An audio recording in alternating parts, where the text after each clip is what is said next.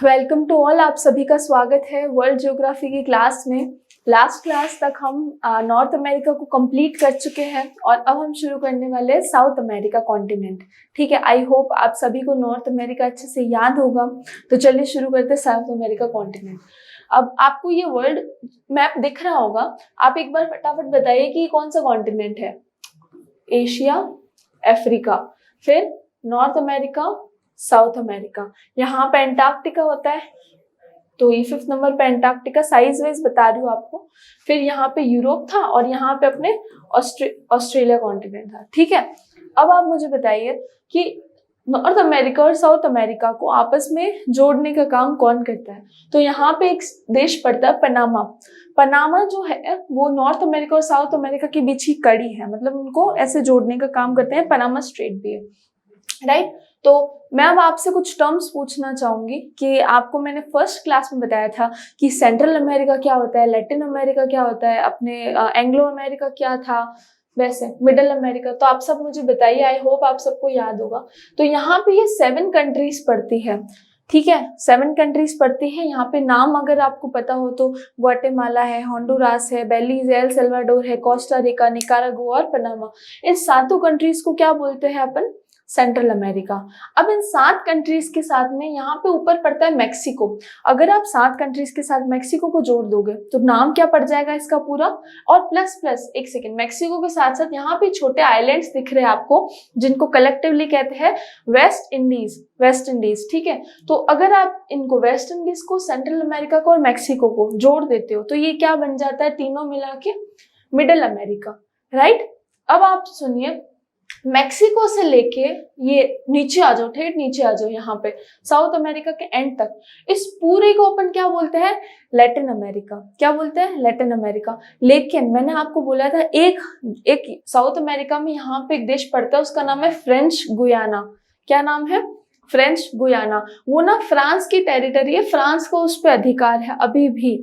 तो अपन इस मैक्सिको से लेके नीचे आ जाओ एकदम चिली तक, यहाँ लास्ट में चिली पड़ता है, वहां तक आ जाओ, लेकिन माइनस कर दो फ्रेंच गुयाना तो बन जाता है अपने लैटिन अमेरिका।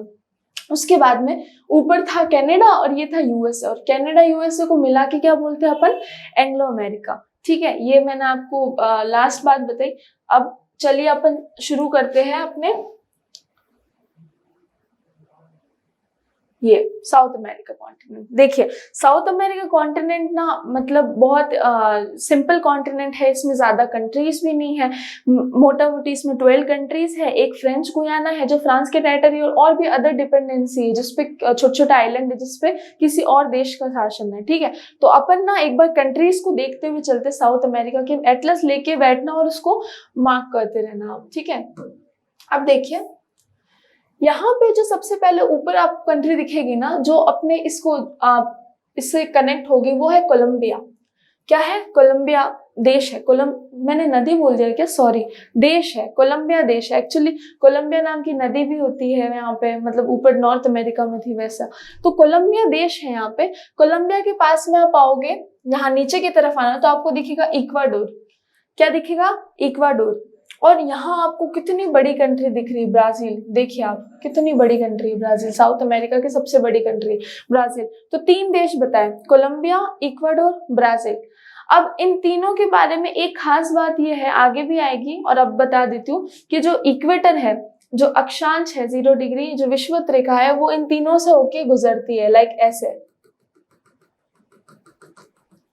ये 0 डिग्री लैटिट्यूड है, 0 डिग्री अक्षांश है, जो इक्वेडोर, कोलंबिया और ब्राजील से होके गुजरती है। ये एक बात तो इसकी ये थी। ठीक है, फिर आप इक्वेडोर से नीचे आइए, आपको दिखेगा पेरू। क्या दिखेगा? पेरू। पेरू से नीचे आओगे तो यहाँ दिखेगा बोलीविया और ये दिखेगा पराग्वे, है ना। एटलस में मार्क कीजिए आप बोलीविया और पराग्वे। बोलीविया और पराग्वे के बारे में खास बात यह है कि ये दोनों लैंडलॉक कंट्री है। मतलब लैंडलॉक कंट्री क्या होती है? भूमध्य देश कहते हैं जिसे। लैंडलॉक कंट्री वो होती है जो चारों तरफ से ना लैंड से घिरी हुई होती है, उसके आसपास कोई वाटर बॉडी नहीं होती, उसे लैंडलॉक कंट्री कहते हैं। तो ये बोलीविया और पराग्वे ये लैंडलॉक कंट्री के अंदर आती है। उसके बाद में आप इधर आ जाओ नीचे की तरफ, यहाँ आपने मिर्ची खाई है? मिर्ची वो कैसे लंबी सी होती है, ऐसे एकदम तीखे तरीके से। तो यहाँ एक चिली देश पड़ता है। अब वो चिली से ऐसे ट्रिक से मैंने लिंक कर दिया। बाकी यहाँ एक चिली देश पड़ता है, बहुत ही लंबा है, सबसे हाईएस्ट जो कोस्टल बाउंड्री भारत की भी, जैसे भारत की ये वाला जो पेनिनसुलर वाला पार्ट है, इसकी जो बाउंड्री लगती है पानी से, उसे कोस्टल बाउंड्री कहते हैं। वैसे ही चिली की सबसे लॉन्गेस्ट कोस्टल बाउंड्री देखिए आप, यहाँ से लेके यहाँ तक इतना फैला हुआ है चिली। तो चिली जो है वो यहाँ पड़ता है। उसके पास में आप आ जाइए अर्जेंटीना में, यहाँ पे अर्जेंटीना, ठीक है, चिली और अर्जेंटीना। अब यहाँ पे अर्जेंटीना से थोड़ा ऊपर जाओगे तो आपको छोटी कंट्री दिखेगी, उरुग्वे। क्या दिखेगी? उरुग्वे। उरुग्वे में जब अपन रिवर्स पढ़ेंगे तो देखेंगे कि उरुग्वे नाम की नदी भी है, और पराग्वे देश पड़ा तो पराग्वे नाम की नदी भी है, देश के नाम पे नदी है, ठीक है। यहाँ पे अपन ने देख लिया उरुग्वे। ब्राजील बता ही दिया था। एक बार वापस से आओ तो ऊपर, यहाँ कोलंबिया, फिर इक्वाडोर, फिर यहाँ पे अब ब्राजील। इन तीनों की खास बात, यहाँ से 0 डिग्री लाइन पास होती है। फिर थोड़ा नीचे हो पेरू, फिर बोलीविया और पराग्वे। बोलीविया और पराग्वे के बारे में खास बात, ये लैंडलॉक कंट्री है। फिर चिली, चिली की क्या खास बात कि सबसे लॉन्गेस्ट कोस्टल बाउंड्री, सबसे लंबी तटीय सीमा लगती है, सब सीमा है इसकी चिली की। पास में इसके अर्जेंटीना। थोड़ा सा ऊपर जाएगा छोटा सा देश उरुग्वे, उरुग्वे नाम की नदी है यहाँ पे। और अब कोलंबिया से इस तरफ ऊपर चलो आप, यहाँ पे पड़ता है वेनेजुएला, ठीक है, वेनेजुएला। कोलंबिया के पास में क्या पड़ता है? वेनेजुएला। आप जब अपन इकोनॉमी पढ़ते थे विजय सर बताते कि वेनेजुएला में मतलब है ना बहुत ज्यादा वो महंगाई बढ़ गई थी।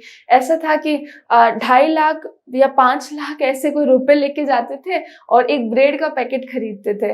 मतलब इतनी महंगाई बढ़ गई थी। आप सर्च करना एक बार कि वेनेजुएला में वो महंगाई का दौर क्या था। तो इसमें इतने कट्टे भर भर के मतलब पैसे ले जाओ आप शॉप पे और खरीद के क्या लाओगे? ब्रेड या कुछ भी, बिस्किट विस्किट जो भी है। तो वेनेजुएला में यहाँ एक और खास बात कि यहाँ की जो लड़कियां होती है वो बहुत सुंदर होती है, ऐसा मैंने भी कहीं पढ़ा था। वेनेजुएला की जो मतलब बहुत सारी जो मिस जो खिताब होते हैं ना, वो यहाँ की लड़कियों ने काफी जीते हुए। खैर आगे बढ़ते हैं। वैसे वर्ल्ड ज्योग्राफी का कोई लेना देना नहीं था। अब पढ़ते गुयाना। यहाँ पे गुयाना नाम का देश है वेनेजुएला के राइट साइड में। ये फ्रेंच गुयाना, ये वही है जो मैं आपको कह रही हूँ। नहीं, ये फ्रेंच गुयाना नहीं, एक्चुअली यहाँ पे ना 2 गुयाना है। देखिए, एक गुयाना है सिंपल, बीच में एक देश आ जाएगा, फिर एक फ्रेंच गुयाना आएगा। तो ये फ्रेंच गुयाना जो है ना, ये है फ्रांस की टेरिटरी, और ये गुयाना तो साउथ अमेरिका का ही देश है। बीच में एक देश पड़ता है सूरीनाम। क्या पड़ता है? सूरीनाम, सूरीनाम, ठीक है। तो ऊपर वाले तो बहुत ही इजी देश है, जैसे कोलंबिया के ऊपर वेनेजुएला आएगा। वेनेजुएला ये यहाँ पे समझाती हूँ, यहाँ वेनेजुएला आ गया मान लो। अब यहाँ पे पड़ेगा गुयाना और यहाँ पड़ेगा फ्रेंच गुयाना। बीच में कंट्री पड़ेगी जिसका नाम है सूरीनाम। इसका नाम ही क्या है? सूरीनाम है, ठीक है। ये कंट्रीज हो गई, तो 12 कंट्रीज याद हो गई आपको। देखिए, सबसे पहले इक्वाडोर, फिर कोलंबिया, फिर ब्राजील। इन तीनों से इक्वेटर पास हुई। फिर नीचे पेरू, फिर बोलीविया और Paraguay. Bolivia Paraguay landlock country. फिर चिली, सबसे लॉन्गेस्ट तटीय सीमा। फिर अर्जेंटीना, फिर उरुग्वे। उसके बाद में ऊपर चले कोलंबिया के इधर वेनेजुएला, वेनेजुएला के पास गुयाना और उधर फ्रेंच गुयाना, बीच में सूरीनाम। ऐसे करके ही हो गया। अच्छा, एक और बात, इस साउथ अमेरिका से ना आपको पता है ट्रॉपिक ऑफ कैप्रिकॉर्न भी पास होती है, मकर रेखा भी पास होती है। तो कौन से देश से पास होती है मकर रेखा? तो इसके ना एक ट्रिक है, A, B, C और P। अब ये ABCP क्या है? A मतलब है ये अर्जेंटीना, यहां से लगभग पास होगी। मैं आपको बताऊं तो इस तरह, ये 23.5 डिग्री वाली लाइन, 23.5 डिग्री अपने साउथ लैटिट्यूड, ठीक है। ABCP। ए बोले तो अर्जेंटीना, बी मतलब ब्राजील, सी मतलब चिली और पी मतलब पैराग्वे। तो ABCP मतलब यहाँ से अपने मकर रेखा भी पास होगी, ठीक है। आपको पता है UPSC में भी एक ऐसा सवाल आया था अपने कि जो कर्क रेखा है अपने, तो ट्रॉपिक ऑफ कैंसर पास होती है ना, तो कर्क रेखा से नजदीक कौन सी कैपिटल लगती है, ठीक है। तो वैसे सवाल आते तो मतलब ऐसे सवाल आने के बहुत चांस है कि जो मकर रेखा है उससे कौन सा देश नजदीक पड़ता है, कौन से देश की कैपिटल नजदीक है। तो आप साथ साथ में ना जब देश को मार्क करे ना तो उनकी कैपिटल्स को भी हाईलाइट कर देना अलग अलग हाईलाइटर से, ताकि वो थोड़ा दिमाग में रहे कि अच्छा इस देश की कैपिटल इस डायरेक्शन में पड़ती है। नाम मैं नहीं कह रही हूँ आपको रटने हैं, नाम नहीं, बट पता होना चाहिए। जैसे इतना बड़ा देश है ब्राजील, तो पता होना कि इसकी कैपिटल यहाँ पड़ती है कि यहाँ पड़ती है, ठीक है। वैसे तो आपको चलो मैंने बता दिया, तो एक बार अपन ना प्रैक्टिस करते हैं, राइट। बिना देखे मैप की प्रैक्टिस करेंगे अपन। चलो बताओ तो, देखे कितना याद हुआ आप लोगों को। हाँ जी, तो ये है अपने कोलंबिया। कोलंबिया के बाद में यहाँ बताया था इक्वाडोर। इक्वाडोर के बाद सीधा इधर चलेंगे ब्राजील पे।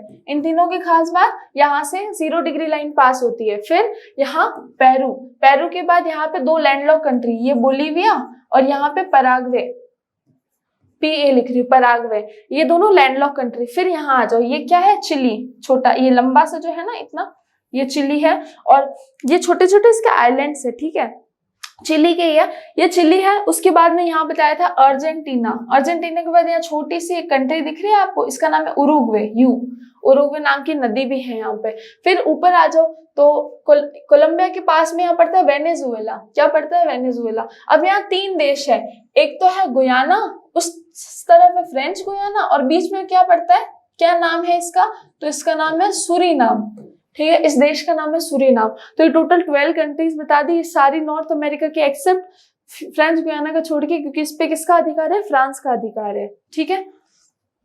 चलिए अब एक बार मैं आपको थोड़ा ऐसा मैप बताती हूँ ताकि आपको पता चले। ये आपको मतलब मैप दिख रहा है, इसमें मैं आपको बताऊँ, ये साउथ अमेरिका के राइट साइड में तो पड़ता है अपना अटलांटिक ओशन, ठीक है, मैप में भी देखो, और लेफ्ट साइड में पड़ता है अपने पैसिफिक ओशन, राइट। और ये कंट्रीज तो दे ही रखी है, ठीक है। अब मैं आपको बताना चाहती हूँ कि यहाँ पे साउथ अमेरिका के जो फिजिकल डिवीजन है, जो भौगोलिक वितरण है, उसे भी अपन लगभग 3-4 पार्ट्स में पढ़ते हैं। तो इसमें तो इतना अच्छे से नहीं समझ आएगा आपको, मैं इसमें बताती हूँ।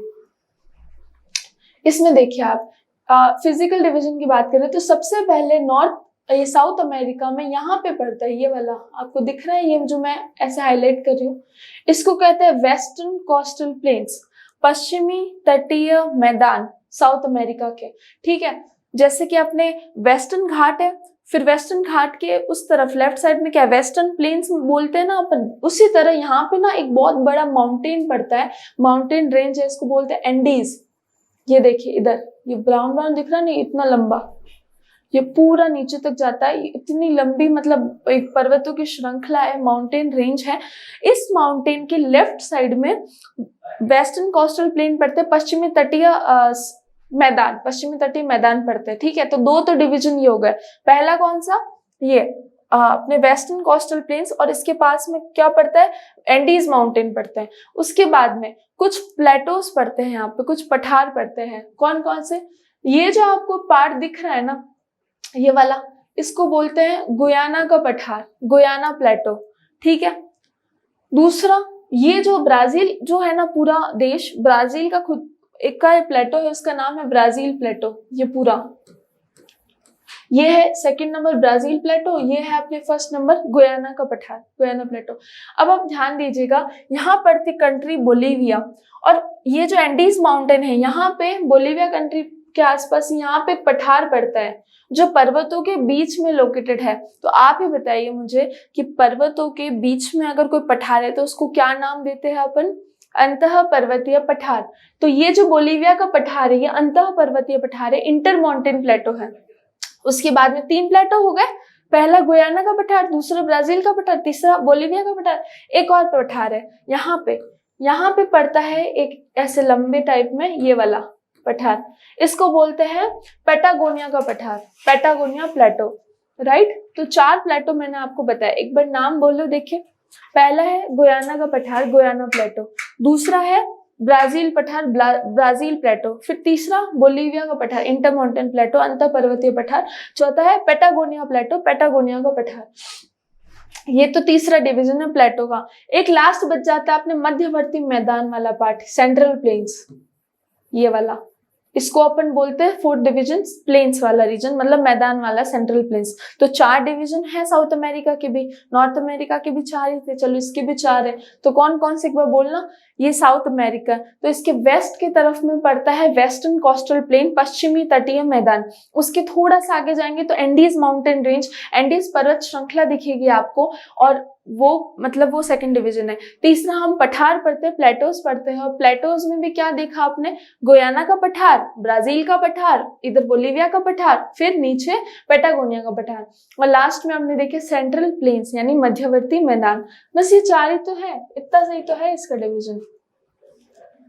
चलो एक बार देखो, प्रैक्टिस के बिना तो कुछ पॉसिबल नहीं है, एक बार मैं करती हूँ प्रैक्टिस, ठीक है, आप मेरे साथ साथ इसको रिपीट करिए। सबसे पहले बताइए 0 डिग्री लाइन है ये वाली, बताइए कौन से देश से, 3 जो देश है उनसे गुजरती है ये, इक्वाडोर, ब्राजील और कोलंबिया।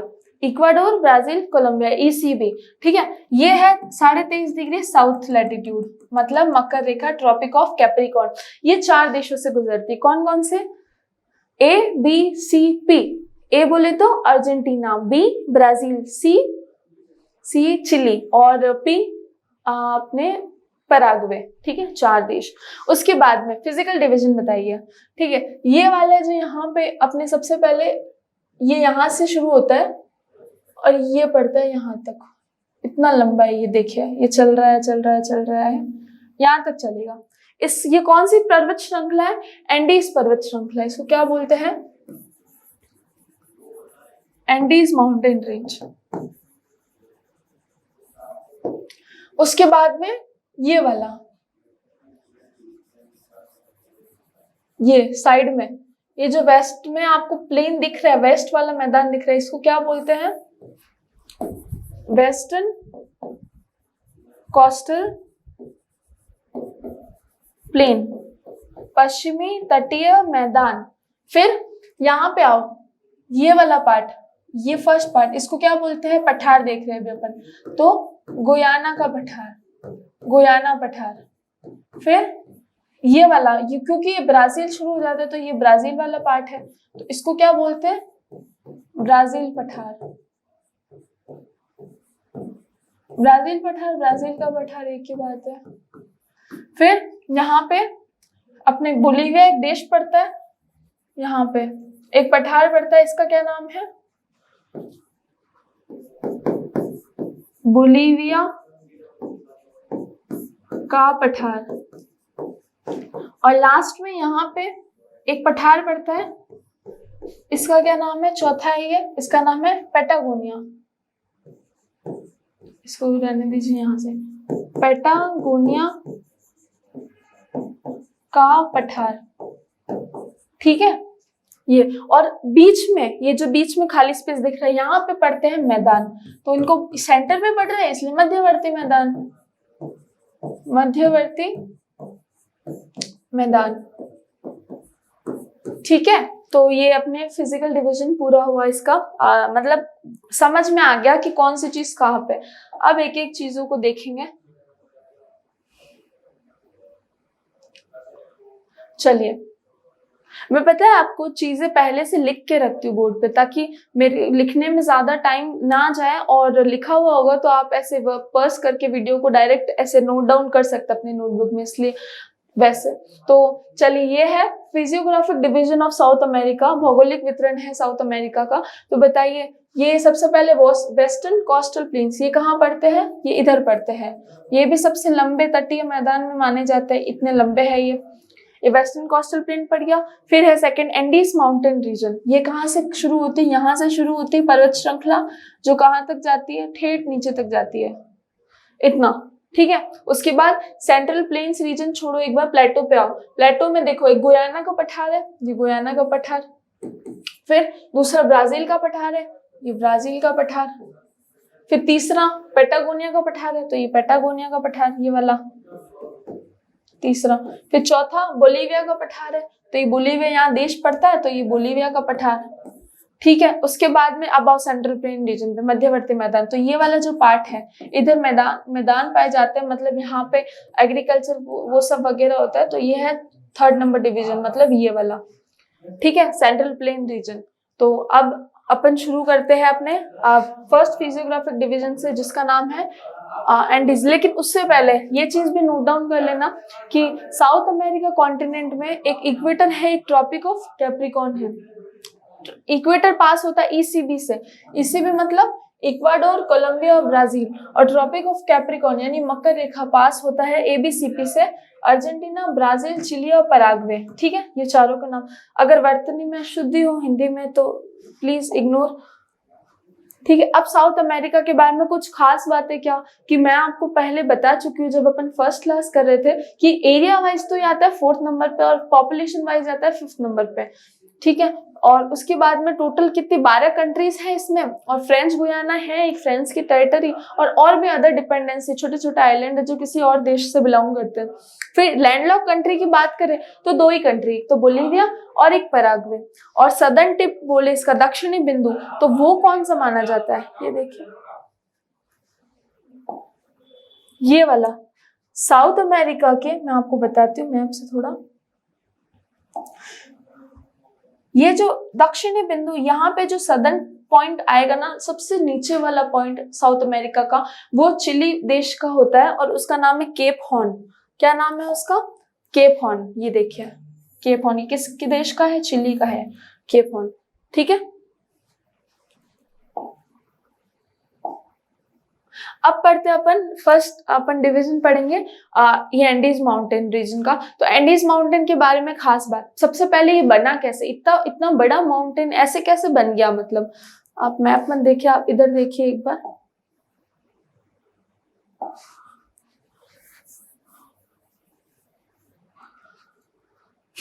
ये एंडीज माउंटेन बना कैसे, तो देखिए मेरी बात, यहाँ पे ये साउथ अमेरिका की एक बहुत बड़ी प्लेट है। ठीक है, यहाँ पे एक प्लेट पड़ती है, उसका नाम है नाजका प्लेट। क्या नाम है, नाजका प्लेट। जब इन दोनों का कन्वर्जेंस हुआ, ये दोनों टकराई, अभिसरण हुआ इनका, तो यहाँ पे एक बहुत बड़ी पर्वत श्रृंखला बनी जिसका नाम क्या दिया अपन ने, एंडीज माउंटेन रेंज। सेम वैसे ही नॉर्थ अमेरिका में भी कन्वर्जेंस हुआ था वेस्ट की तरफ में, जिसमें नॉर्थ अमेरिका की प्लेट और पैसिफिक ओशन की प्लेट टकराई थी और बहुत सारे यंग फोल्ड माउंटेन बने थे। तो आप बताइए मुझे कि यहाँ साउथ अमेरिका की नाजका प्लेट टकराएगी तो यहाँ पे भी यंग फोल्ड माउंटेन की रेंज बनेगी, तो वो कौन सी थी, एंडीज माउंटेन। तो कैसा माउंटेन है एंडीज, यंग फोल्ड माउंटेन है। दूसरी बात, किसके कन्वर्जेंस से बना है, तो साउथ अमेरिका की प्लेट और नाजका प्लेट से। एक और, इसकी हाईएस्ट पीक कौन सी है, इसकी हाईएस्ट पीक होती है एकोनकागुआ, यहाँ पड़ती है लगभग, एकोनकागुआ बोलते हैं इसकी हाईएस्ट पीक को। और हाईएस्ट पीक एकोनकागुआ है, सब आगे लिखा हुआ है। उसके बाद में इसके 2-3 और पीक्स है जो बहुत इंपॉर्टेंट है, जैसे कि ओजिस डेल सलादो, ओजिस डेल सलादो है, एक है कोटोपेक्सी, एक है चिम्ब्राजो। ठीक है, ये सारी इसकी हाईएस्ट पीक है। इसके एक हाईएस्ट पीक का नाम अभी मैंने बोला चिम्ब्राजो। इसके बारे में ना एक खास बात है, क्या खास बात है, देखिए चिम्ब्राजो जो हाईएस्ट पीक है ना इस एंडीज माउंटेन की, वो लगभग इक्वेटर जो 0 डिग्री लाइन है अक्षांश, उसके पास में पड़ती है। तो आपको पता है कि ये अर्थ है, राइट।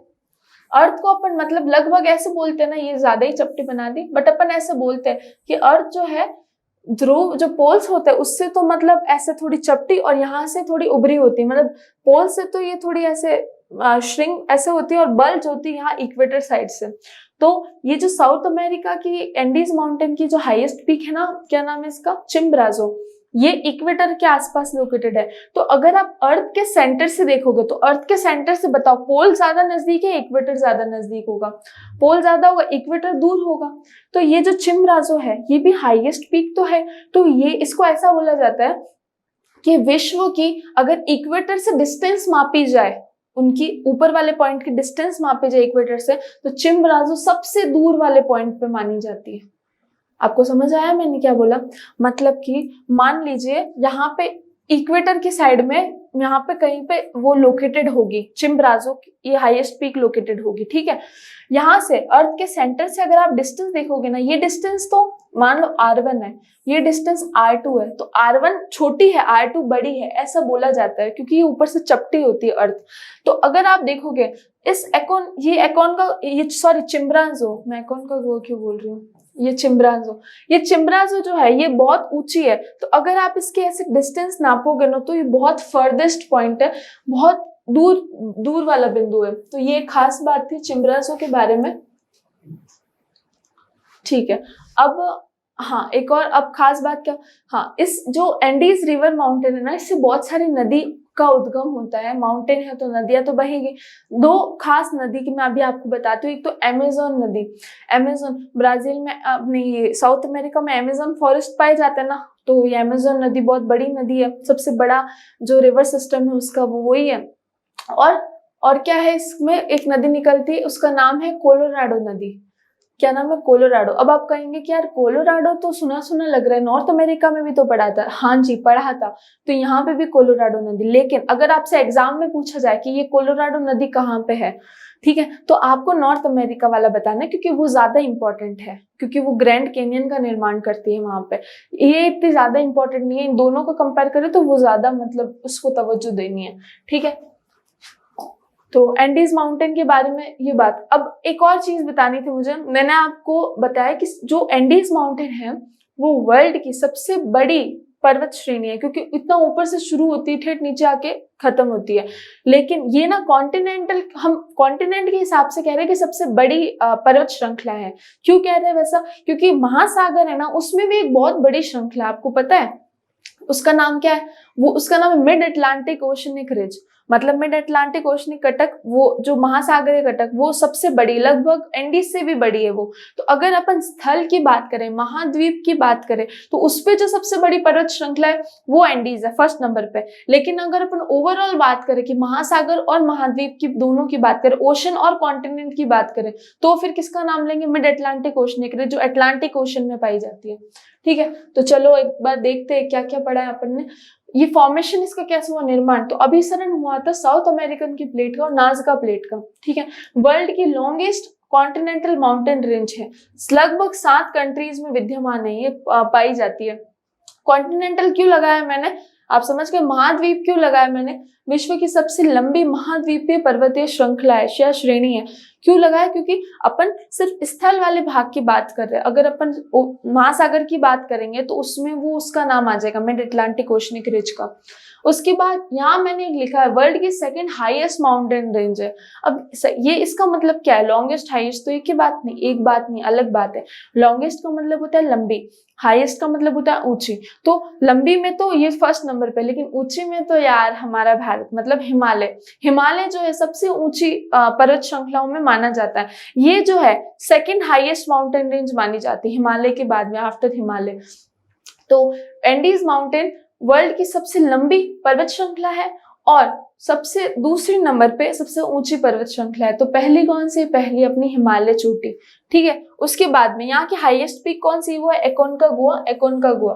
ठीक है, एकोनकागुआ इसकी हाईएस्ट पीक है। इसके अदर्स भी तो हाईएस्ट पीक है ना, हाँ है, इंपॉर्टेंट 3 ही है जिनके नाम मैंने लिख दिए। एक है ओजिस डेल सेलादो, एक है कोटोपैक्सी, एक है चिम्बराजो। वापस नाम पढ़ो, ओजिस डेल सेलादो, कोटोपैक्सी और चिम्बराजो। चिम्बराजो के बारे में खास बात मैंने क्या बताई कि अगर अर्थ के पॉइंट से देखा जाए, सेंटर से देखा जाए, तो चिम्बराजो मतलब सबसे दूर, फारदेस्ट पॉइंट पे पाई जाती है। ओके, अब एंडीज के बारे में एक दो और बात है खास, वो बताऊं मैं आपको, एक मिनट। हाँ, यहाँ पे एंडीज माउंटेन में एक इंटर माउंटेन प्लेटो पाया जाता है, अंतर पर्वतीय पठार। बताओ नाम उसका क्या है, उसका नाम है बोलीविया का पठार। बोलीविया प्लेटो पाया जाता है अंतर पर्वतीय पठार में। ठीक है, अब बोलीविया प्लेटो क्या है उसके बारे में जब प्लेटो पढ़ेंगे तब और डीप में देखेंगे, अभी इतना ही पता होना चाहिए। फिर यहाँ रिवर ओरिजिन होती है, एक तो अमेजोन, एक कोलोराडो। बता दिया मैंने, कोलोराडो यहाँ पे भी है, लेकिन ज्यादा इंपॉर्टेंट पूछे अगर एग्जाम में तो नॉर्थ अमेरिका वाली बतानी है, क्योंकि वो ज्यादा इंपॉर्टेंट है। ठीक है, यहाँ ना एनिमल्स पाए जाते हैं, जानवर। नेक्स्ट बार जब मैं आऊंगी ना तो आपको यहाँ के एनिमल्स की कुछ फोटोज बताऊंगी। इस बार मैं अरेंज नहीं कर पाई उनको, लगा नहीं पाई यहाँ पे बोर्ड पे, क्योंकि नया बोर्ड, ये चेंज वाला बोर्ड है दूसरा, इसलिए। तो एनिमल्स यहाँ पे पाए जाते हैं, लामा और चिंचिला, ये पशुओं के नाम है वहां के, साउथ अमेरिका के। फिर यहाँ डेंस वेजिटेशन है और बायोडाइवर्सिटी बहुत ज्यादा है। सही बात है, आपको पता है अमेजोन फॉरेस्ट ही ब्राजील में मतलब ब्राजील में हाँ पाया जाता है, और भी कंट्रीज में फैला हुआ है। तो अमेजोन फॉरेस्ट यार, उसको ना लंग्स कहा जाता है वर्ल्ड के, पूरी दुनिया के फेफड़े बोला जाता है, क्योंकि वहाँ इतने सारे फॉरेस्ट है। तो बायोडाइवर्सिटी वहाँ पे बहुत ज्यादा पाई जाएगी। और यहाँ पे डेंस वेजिटेशन, सघन वनस्पति होता है। उसके बाद में अब ये जो एंडीज माउंटेन है ना, इसका जो पूर्वी ढाल है ना, ईस्टर्न स्लोप, वहां पे एक फॉरेस्ट पाया जाता है, उसको नाम दे रखा है मोंटाना फॉरेस्ट।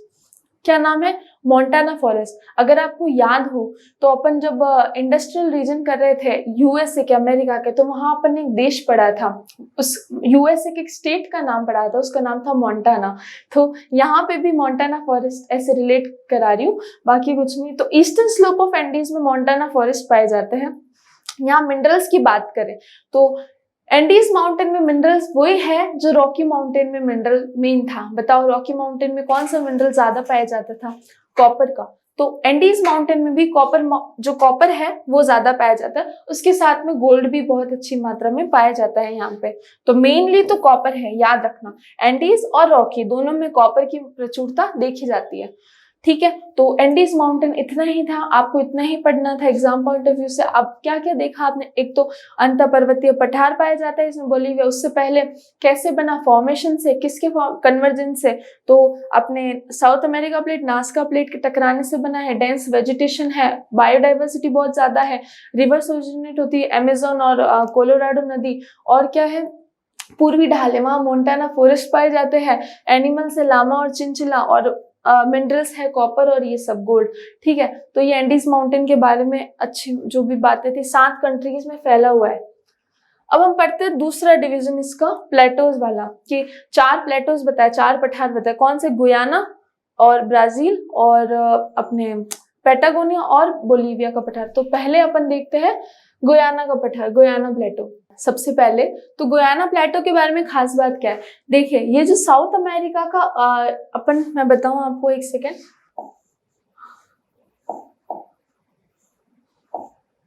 हाँ, ये जो साउथ अमेरिका का, देखिए ये वाला जो नॉर्थ ईस्ट पार्ट है, ये नॉर्थ और ये ईस्ट, तो ये वाला जो पार्ट है ना, ये बहुत पुराना लैंडफॉर्म है। मतलब ये बहुत साल पहले बना हुआ है ना, बहुत पुराना लैंडफॉर्म है, बहुत साल पहले बना हुआ है। तो ये ना ओल्ड और स्टेबल लैंडफॉर्म है। मतलब यहाँ पे वो ज्वालामुखी वाली जो चीज है वो नहीं देखी जाती है यहाँ पे, इसीलिए इसको कैसा लैंडफॉर्म बोला है हमने? Old and stable landform.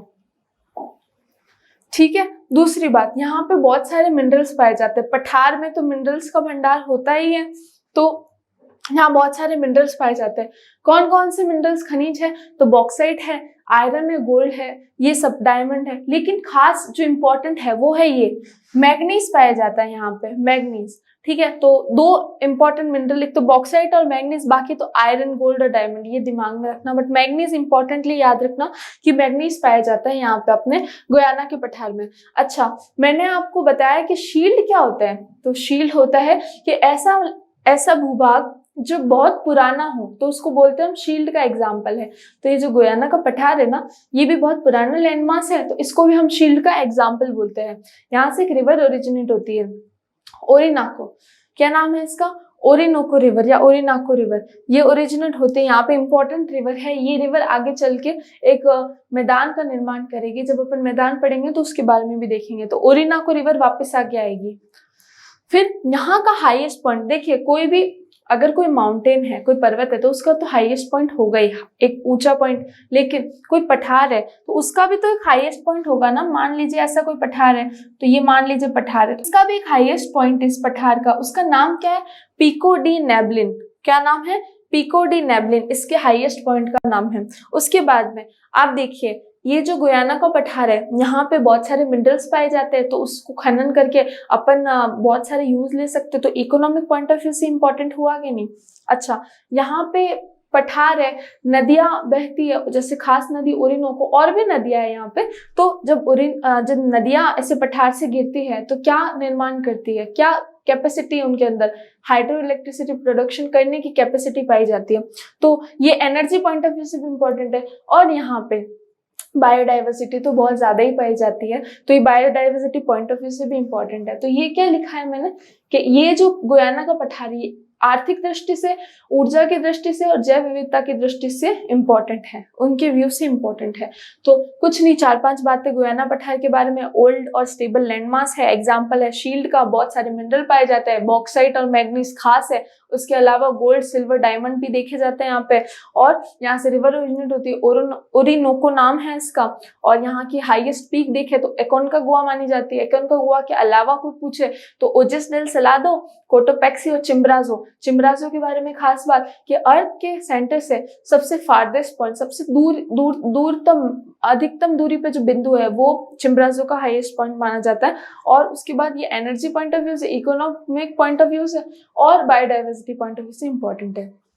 चलिए गुयाना को पैकअप करते हैं, दूसरा है अपने। ठीक है, अब हम गुयाना का पठार देख चुके हैं, अब हम देखेंगे ब्राजील का पठार और उसके बाद में ये पैटागोनिया का पठार और बोलीविया का पठार। तो चलिए चलते हैं ब्राजील के पठार पे। ब्राजील के पठार पे इतना ज्यादा नहीं, बहुत सिंपल सी बात है कि ये भी कैसा लैंडफॉर्म है, ओल्ड एंड स्टेबल लैंडफॉर्म है। दूसरा ये भी एग्जाम्पल है शील्ड का, मतलब बहुत पुराना लैंडमास है, ये भी भूभाग है। यहाँ पे एक मिनरल है जो प्रचुरता में पाया जाता है, उसका नाम है आयरन ओर। यहाँ पे लो अयस्क बहुत ज्यादा पाया जाता है। अब ये जो ब्राजील का पठार है ना, इसी के लेफ्ट साइड में आप एटलस पे मार्क कीजिए, माटो ग्रासो पठार दिख रहा होगा आपको, माटो ग्रासो प्लेटो, वो भी इसी ब्राजील के पठार का जो है पार्ट है। ठीक है, उसके बाद में यहाँ पे 2 रिवर ओरिजिनेट होती है इस पे पठार पे, एक तो है साओ फ्रांसिस्को और एक है पराना रिवर। साओ फ्रांसिस्को और पराना, साओ फ्रांसिस्को ऊपर जाती, पराना नीचे आ जाती है। जब अपन रिवर्स पढ़ेंगे तो और देखेंगे। बाकी यहाँ से 2 रिवर होती है। अच्छा, गुयाना से कौन सी नदी निकलती है? ओरिनोको। यहाँ से 2 रिवर, एक तो साओ फ्रांसिस्को और एक अपने पराना नदी। और यहाँ पे 2 चीज तो फिक्स है, क्योंकि पठार है, नदियां बहेगी तो हाइड्रो इलेक्ट्रिसिटी प्रोडक्शन तो अच्छा होगा और बायोडाइवर्सिटी भी यहाँ पे बहुत ज्यादा देखने को मिलती है। तो ब्राजील के पठार की यही बात थी, ओल्ड स्टेबल लैंडफॉर्म है, एग्जाम्पल ऑफ शील्ड है, मिनरल आयरन और पाया जाता है। यहाँ पे 2 नदी निकलती है, साओ फ्रांसिस्को और पराना नदी। हाइड्रो इलेक्ट्रिसिटी प्रोडक्शन बहुत अच्छा है यहाँ पे और बायोडाइवर्सिटी अच्छी पाई जाती है। अब थर्ड नंबर अब पे है बोलीविया का पठार, बोलीविया प्लेटो। ये थोड़ा इंपॉर्टेंट है। कैसे इंपॉर्टेंट है? मैंने आपको बताया कि ये जो एंडीज माउंटेन है उसके बीच में पाया जाता है, तो कैसा अंतः पर्वतीय पठार है। पहला तो इंटर माउंटेन प्लेटो है। फिर यहाँ पे अब क्योंकि 2 पर्वतों के बीच में है तो वृष्टि छाया क्षेत्र में आ जाता है, रेन शेडो रीजन में, तो यहाँ पे ड्राई कंडीशंस पाई जाती है, शुष्क परिस्थितियां पाई जाती है। फिर ये कहाँ कहाँ फैला हुआ है? तो बोलीविया का पठार नाम से पता चल रहा है, बोलीविया में तो फैला हुआ है, थोड़ा बहुत चिली में भी फैला हुआ है, लेकिन ज्यादा पार्ट इसका कहाँ पे? बोलीविया में। अच्छा, अब एक बार इधर आओ, यहाँ पे बोलीविया के पठार में एक लेक पाई जाती है, झील है, खारे पानी की झील, जिसको बोलते हैं लेक पोपो। हालांकि अब वो सूख चुकी है, अब उसमें पानी नहीं है, तो लेक पोपो है यहाँ पे जो है। अब ये जो खारे पानी की झील है, इसके आसपास का जो एरिया है ना बहुत ज्यादा शुष्क है, तो उसको अपन नाम दे दिया अपने सॉल्ट पैन। सॉल्ट पेन, इसको ऐसे नाम दे रखा है सॉल्ट पेन। इसका मतलब है कि ऐसा एरिया जो बहुत ड्राई है, जो बहुत शुष्क है। तो सॉल्ट पेन जो लेक पोपो है, इसका सॉल्ट पेन का नाम क्या है? Salar de Uyuni. Salar de Uyuni, Salar de Uyuni क्या है? तो एक लेक पोपो पड़ती है बोलीविया प्लेटो पे, उस लेक पोपो के आसपास का एरिया ड्राई हो चुका है, उस ड्राई एरिया का नाम है सलार डी यूनी। और इस ड्राई एरिया को अपन टर्म क्या दे रखा है? Salt pan. तो सलार डी यूनी क्या है? सॉल्ट पेन है, किसका? लेक पोपो का। फिर आ जाओ, यहाँ पे ना एक मीठे पानी की झील भी मिलती है बोलीविया प्लेटो पे, उसका नाम है लेक टिटिकाका। क्या नाम है? Lake Titicaca. ये देखिए, लेक टिटिकाका इस झील का नाम है। अच्छा, जो बोलीविया जो देश है ना, उसकी 2 कैपिटल्स मानी जाती है, जैसे कि एक तो मानी जाती है जुडिशियल कैपिटल, एक ओवरऑल कैपिटल मानी जाती है। तो ये जो लापेज है, लापाज या लापेज कह दो, ये ना सबसे ऊंचाई पे स्थित, अगर कोई विश्व की कोई राजधानी पूछे आपसे कि ऐसी कौन सी राजधानी जो सबसे ऊंचाई पे, हाइट पे लोकेट है, तो वो है लापेज, जो किसकी कैपिटल है? इसकी बोलीविया की। हालांकि इसकी एक और कैपिटल है, सुक्री बोलते हैं जिसको, सुक्री आपको एटलस में दिखेगी, वो इसको जुडिशियल कैपिटल बोला जाता है। ठीक है, तो इतनी ही बात थी इसके बारे में, बोलीविया के पठार के बारे में, कि इंटर माउंटेन प्लेटो है, ड्राई कंडीशंस पाई जाती है मेनली बोलीविया में, थोड़ा बहुत चिली में भी है। एक लेक पोपो है यहाँ पे, खारे पानी की झील सलाइन लेक, इसका एक सॉल्ट पेन है जिसका नाम है सलार डी यूनी। ठीक है, ड्राई एरिया है वो। और उसके बाद यहाँ मीठे पानी की झील भी पाई जाती है जिसका नाम है लेक टिटिकाका। और यहाँ की 2 कैपिटल है, कहाँ की? बोलीविया की। एक का नाम है लापेज और एक का नाम है सुक्री। सुक्री जुडिशियल कैपिटल है, इंपॉर्टेंट लापेज है। लापेज के बारे में क्या बात कि ये हाईएस्ट ऊंचाई पे लोकेट, अगर कोई कैपिटल पूछे तो ये लापेज है। ठीक है, लास्ट है अपना पैटागोनिया का प्लेटो, फिर अपने प्लेटो भी पूरे हो जाएंगे साउथ अमेरिका के। तो ये मेनली कहाँ फैला हुआ है? ये चिली में फैला हुआ है थोड़ा सा, लेकिन मेनली अर्जेंटीना में फैला हुआ है ये पैटागोनिया का पठार। अब आपको पता है ये जो, जैसे मान लीजिए ये आपके एक बार के लिए थोड़ा, मान लीजिए आपके एक बार के लिए साउथ अमेरिका है, ठीक है।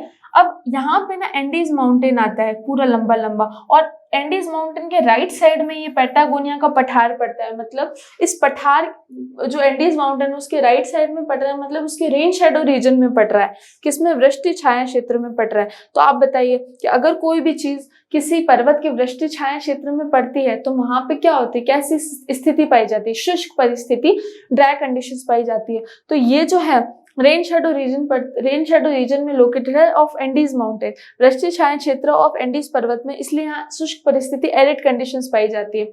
ये जो पैटागोनिया का पठार है ना, हम इसको ओल्ड और स्टेबल लैंडफॉर्म नहीं कहेंगे, ये वॉल्केनिक प्लेटो, ये ज्वालामुखी पठार है। यहाँ पे ये किससे निर्मित हुआ? ज्वालामुखी से निर्मित हुआ, इसलिए इससे वॉल्केनिक प्लेटो बोलता है। दूसरा, यहाँ पे क्योंकि ड्राई कंडीशंस बहुत ज्यादा है, वृष्टि छाया क्षेत्र में पड़ रहा है, तो यहाँ पे ना पैटागोनिया के नाम से एक डेजर्ट भी है, एक मरुस्थल भी है। इस मरुस्थल के बारे में दो बात याद रखनी है। एक तो ये कोल्ड मरुस्थल है, क्योंकि आपको पता है ये कहाँ पे पाया जा रहा है, ये देखिए ये ना इधर पाया जा रहा है मरुस्थल, और यहाँ पे ना 23.5 डिग्री की लाइन यहाँ पे है अपने मकर रेखा, ये साउथ।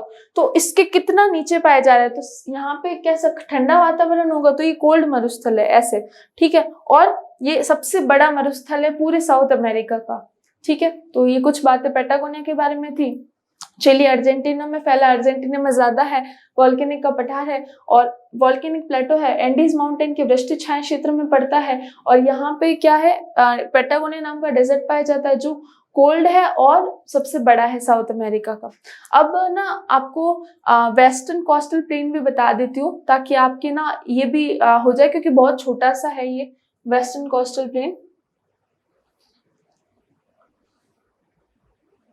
देखिए वेस्टर्न कोस्टल प्लेन मैंने आपको बताया, जैसे ये साउथ अमेरिका है, इसके इस वाले पार्ट में, ये वाले पार्ट में वेस्टर्न कोस्टल प्लेन पाया जाता है। अब आपको पता ही है कितना लंबा है, तो सबसे पहले तो अपन यही बोलेंगे कि ये ना विश्व का सबसे लंबा, लॉन्गेस्ट कोस्टल प्लेन है। तो सबसे पहली बात, ये लॉन्गेस्ट कोस्टल प्लेन है, सबसे लंबा तटीय मैदान है। उसके बारे में ये ना बहुत सकरा मैदान है, बहुत छोटा है, बहुत नैरो है, तो इसको नैरो प्लेन्स भी बोलते हैं। दूसरा, यहाँ पे किसके भंडार देखने को मिलते हैं, तो यहाँ कॉपर डिपोजिट पाए जाते हैं, कॉपर के भंडार देखने को मिलते हैं। फिर एक ना पक्षी होता है, एक पक्षी है जिसका नाम है गोयानो। क्या नाम है? गोयानो। उसकी जो बीट होती है ना, जो उसका अपशिष्ट होता है ना, उसमें नाइट्रेट फॉस्फेट की मात्रा बहुत ज्यादा होती है। किसकी मात्रा? नाइट्रेट फॉस्फेट की मात्रा। तो अब उसकी जो गोयानो बहुत अधिकता में पाए जाते हैं यहाँ पे, और गोयानो जो बर्ड है उनकी जो बीट है उसमें जो नाइट्रेट फॉस्फेट है, जब वो मिट्टी में मिलता है तो उस मिट्टी की उर्वरता को बहुत बढ़ा देता है। नाइट्रोजन आपको पता है जो सॉइल होती है उसमें एनपीके का रेशियो जो है वो एक होता है, तो उसमें नाइट्रोजन भी आता है, और फॉस्फेट है तो फास्फोरस के लिए भी मतलब सही है। तो नाइट्रेट फॉस्फेट, देखिए गोयानो बर्ड है, उसकी बीट है, उसमें नाइट्रेट फॉस्फेट के होता है, और जो सॉइल ऑफ प्लेन्स में मिल जाता है, जो मैदान है उनमें मिल जाता है उसकी मिट्टी में, जिससे क्या होता है, उर्वरता बढ़ती है। तो एक तरह से लाभदायक है ये, इसलिए गोयानो बर्ड को याद रखना।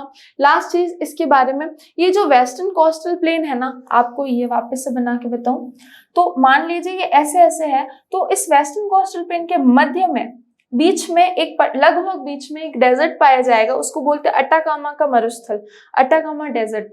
ये डेजर्ट क्या है, तो ये डेजर्ट जो है मेनली कहाँ फैला हुआ है, पेरू और चिली में। ज्यादातर तो ये पेरू में ही फैला हुआ है, चिली में तो थोड़ा सा इसका पार्ट है। ये ना सूखा डेजर्ट है, मतलब ड्राई डेजर्ट है। हॉट डेजर्ट तो हो गई क्योंकि अपने मध्य में पाए जा रहे हैं, ट्रॉपिक ऑफ कैप्रिकॉर्न के आसपास में है, इसीलिए ये ड्राई डेजर्ट है। यहाँ पे ना सबसे शुष्कतम जगह पाई गई है जिसका नाम है एरिका।